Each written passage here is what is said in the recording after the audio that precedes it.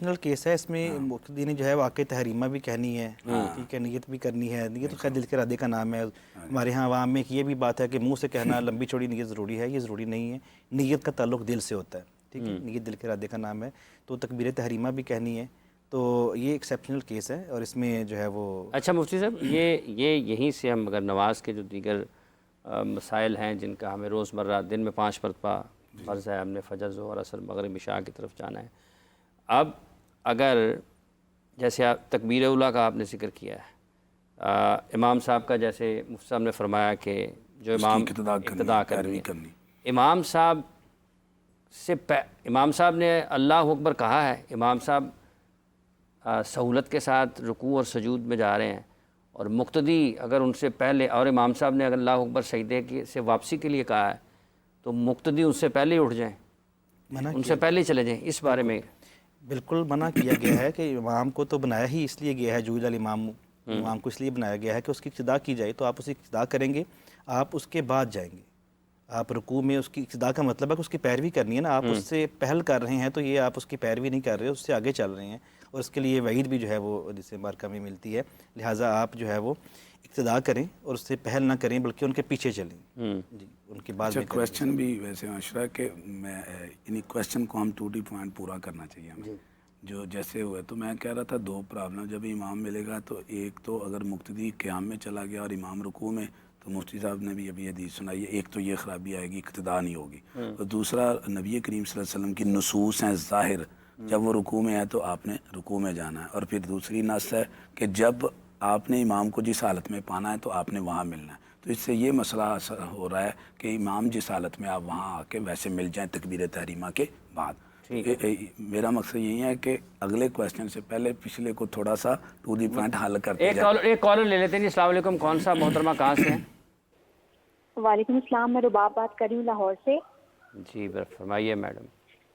جی میرا سوال یہ ہے کہ میں ساری نمازیں پڑھتی ہوں لیکن فجر کی مجھ سے نہیں پڑھی جاتی کہ میری آنکھ نہیں کھلتی ہے. تو سوال میرا یہ ہے کہ میں اس کو کب قضا پڑھ سکتی ہوں، صبح جب آنکھ کھلے یا پھر ظہر کے ساتھ؟ ساری نمازوں میں ویسے فجر بھی آتی ہے. سوال آپ کا لیتے ہیں مفتی صاحب، ساری نمازیں پڑھتی ہیں لیکن فجر رہ جاتی ہے، تو کب پڑھی جائے اس کی قضا؟ پہلے تو دعا گو ہیں اللہ تعالیٰ ہماری بیٹی کو، بہن کو جو ہے وہ فجر کی نماز کی بھی توفیق عطا فرمائے. تو بیٹا موبائل میں بہت سے آپشن ہیں، ایک الارم کا آپشن بھی ہوتا ہے، وہ بھی لگا لیں آپ، اس کے لیے آنکھ کھل جائے گی. تو اس کی اہمیت کو سمجھیں. نمازیں ساری بہت اہم ہیں، اور فجر کی نماز اور عشاء کی نماز کے بارے میں تو کہا گیا ہے کہ یہ منافقین پہ بہت جو ہے وہ بھاری ہوتی ہیں. تو ہم میں کہیں نفاق کی جو ہے وہ جو علامات ہیں وہ سرایت نہ کر دیں. اس لیے پہلی بات تو کوشش کریں کہ آپ اس کو فجر کی نماز کو اس کے ٹائم میں پڑھیں، کیونکہ قرآن پاک میں اللہ تعالیٰ فرماتا ہے ان الصلاۃ کانت علی المؤمنین کتابا موقوتا. نماز جو ہے مومنین پر مقررہ وقت میں جو ہے فرض کی گئی ہے. البتہ کسی وجہ سے رہ گئی ہے تو اس کی قضا کرنی ہے آپ نے. تو قضا آپ جو ہے وہ 3 اوقات کے علاوہ کسی وقت میں بھی کر سکتے ہیں. ایک جب سورج طلوع ہو رہا ہو، ایک جب سورج غروب ہو رہا ہو، یہیں سے ایک اور شامل کر لیں ساتھ میں. جی طلوع آفتاب کے وقت، فرض کر لیں کہ آج 25 تاریخ ہے نا، میرا خیال 25 ہے یا 26 ہے. اگر 26 تاریخ میں یا 25 تاریخ میں جو طلوع آفتاب ہو رہا ہے وہ صبح فرض کر لیں 5 بجے ہو رہا ہے، تو کیا عین 4:59 تک کوئی سلام پھیر سکتا ہے، یا اس سے کتنا وقت پہلے آپ کو نماز کی طرف جانے کی اجازت ہے، اور طلوع آفتاب کے بعد کتنا وقت آپ کو انتظار کرنا ہے دوبارہ سجدے کے لیے یا نماز کے لیے؟ دیکھیں حدیث مبارکہ میں جو 3 مکروہ اوقات جن کے بارے میں نماز پڑھنے سے جو ہے وہ منع کیا گیا ہے، اس میں ایک جیسے کہ یہ طلوع آفتاب کا، دوسرا غروب آفتاب، اور تیسرا جو ہے وہ زوال کا، جسے ہم نصف النہار کہتے ہیں. اب اس میں چونکہ آج کل تو بہت کلیئر ٹائم جو ہے وہ آ جائے ہیں. پہلے تو جو ہے وہ آج تو منٹوں کے حساب سے آ جاتے ہیں، منٹوں کے حساب سے ہے. تو میرے خیال میں اگر 5 بجے پورے جو ہے وہ طلوع آفتاب ہے تو اس سے آپ احتیاطاً 2 منٹ جو ہے وہ کم از کم آپ کو 2 سے 3 منٹ پہلے، اور اس کے جو ہے وہ 15 سے 20 منٹ بعد تک جو ہے احتیاط کرنی چاہیے. اس کے بعد جو ہے وہ اپنی نماز پڑھ 15 سے 20 منٹ بعد. اور پہلے 2 سے 3 منٹ 2 سے 3 منٹ. یعنی فرض کر لیں اگر 5 بجے طلوع آفتاب ہو رہا ہے تو آپ 4:56 تک اگر آپ نماز مکمل کر لیں تو وہ آپ اس وقت میں سے پہلے ہوں گے جو جس سے منع فرمایا گیا کہ اس میں نہیں، آپ نے نہیں جانا. البتہ عصر کے بارے میں آتا ہے کہ اس دن کی عصر اگر آپ کی رہ رہی ہو تو آپ جو ہے وہ اس کو اس وقت میں جو ہے پڑھ سکتے ہیں، البتہ کوئی قضا نماز یا نوافل دیگر جو ہے وہ اس کو نماز ادا نہیں کر سکتے۔ عصر کے لیے آپ اس میں تھوڑی سی گنجائش موجود ہے جی کہ طلوع آفتاب اگر غروب آفتاب اگر 5 بجے ہو رہا ہے جی تو آپ اس کو 4:58-59 تک جو ملا پڑھ لیں سکتے ہیں فقہ حنفی میں اس کے لیے جو ہے وہ اس کے لیے نماز، صرف نماز عصر کے لیے۔ عصر کے لیے۔ اس میں ایک وضاحت حدیث یہ بھی میں کر اثر اور فجر دونوں ہیں۔ 5 صحیح بخاری 579 579 نمبر پہ حدیث ہے صحیح بخاری شریف میں، انٹرنیشنل نمبرنگ میں۔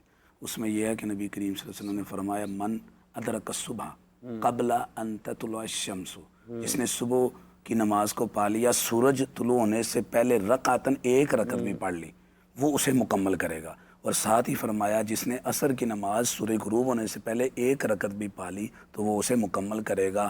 تو جو فقہ حنفی کی طرف یہ کہہ رہے ہیں وہ باقاعدہ اصول شاشی جو ہے اس میں اس اصول کی طرف اشارہ بھی ہے، ادائے کامل اور ناقص کی بحث جب ہم اصول میں پڑھتے ہیں تو یہ حدیث میں موجود ہے، دونوں نمازیں فجر اور عصر۔ عصر غروب آفتاب سے پہلے اگر ایک رکعت بھی پائی تو نبی کریم صلی اللہ علیہ وسلم نے فرمایا اسے مکمل کرے، وہ ادا شمار ہوگی۔ اور جو فجر ہے طلوع سے پہلے اگر ایک رکعت بھی پالی، صحیح بخاری شریف میں 5 یہاں سے پھر اس کی اہمیت ہے کہ اگر آپ شامل ہو گئے ہیں تو پھر آپ اگر آپ نے شروع کر دی ہے تو پھر اس کا مطلب مکمل کر لیں، وہ شمار نماز ہوگی، قضا نہیں ہوگی۔ وہ جیسے دعا کر رہے تھے نا کہ فجر نہ چھوٹے، دونوں کی بڑی اہمیت ہے فجر اور عصر کی۔ فجر اور عصر کی بڑی اہمیت۔ ٹھیک ہے، اچھا مفتی صاحب جیسے ہم یہ رکعت کی بات کر رہے ہیں، آپ کا سوال رہ گیا تھا، آپ نے حضرت سے کیا تھا تو وہ اس کا جواب سے پہلے انہوں نے ایک بات شروع کی تمہیدن اور پھر بات فجر پڑھی۔ وہ سوال تھا آپ کا کہ فجر کی سنتیں جو ہے وہ کب جو ہے وہ ادا کی جائیں۔ تو جماعت میں جب وہ امام صاحب کھڑے ہیں، اگر فرض نماز کی جماعت جانے کا ڈر نہ ہو تو آپ جو ہے وہ سنتیں ادا کر لیں، اور اگر آپ کو ڈر ہو کہ آپ سنتوں میں لگ گئے تو جماعت چلی جائے گی تو پھر آپ جو ہے وہ جماعت چلی جائے گی سے کیا مراد ہے کہ اگر آپ فرض کر لیں کہ فرض اب سنتیں پڑھ رہے ہیں، تکبیر ہو گئی ہے، تو پھر جب آپ سنتیں مکمل کریں گے یا پھر آپ نماز کی طرف جائیں گے؟ جی میں عرض کرتا ہوں کہ ویسے تو جو فجر کے سنتے ہیں ان کی بڑی تاکید کی گئی ہے، انتہائی تاکید نبی اکرم صلی اللہ علیہ وسلم کے فرامین میں ان کے بارے میں آتی ہے۔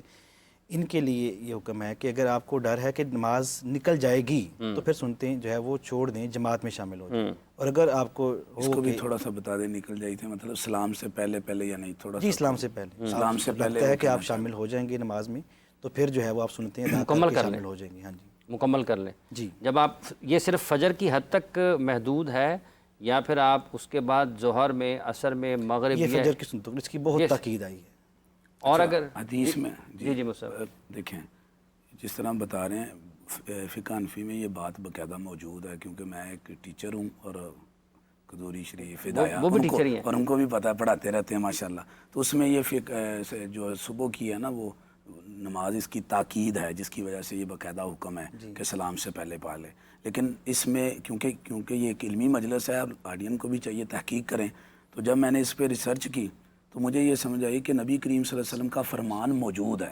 جب رسول اللہ صلی اللہ علیہ وسلم کا فرمان آ جائے تو پھر ہمیں اپنی بات کو چھوڑ دینا چاہیے۔ صحیح مسلم شریف میں نبی کریم صلی اللہ علیہ وسلم نے فرمایا اذا اقیمت الصلاۃ فلا صلاۃ الا المکتوبہ، جب اقامت کہہ دی جائے گی تو پھر فرض نماز کے علاوہ کوئی نماز نہیں ہوگی۔ اس لیے اب ہم یہ سمجھتے کہ جلدی پڑھتے بھی تھے، بلکہ اصل بات تو یہ ہے کہ امام شروع بھی کر دیتا تھا تو ہم آگے جلدی سے صبح کی رکھتے پڑھتے تھے کہیں رہ نہ جائے۔ اس حدیث کے بعد ہم نے یہ بات اپنے اوپر لاگو کر لی کہ ہمارے پیارے نبی کریم صلی اللہ علیہ وسلم کا ارشاد ہے۔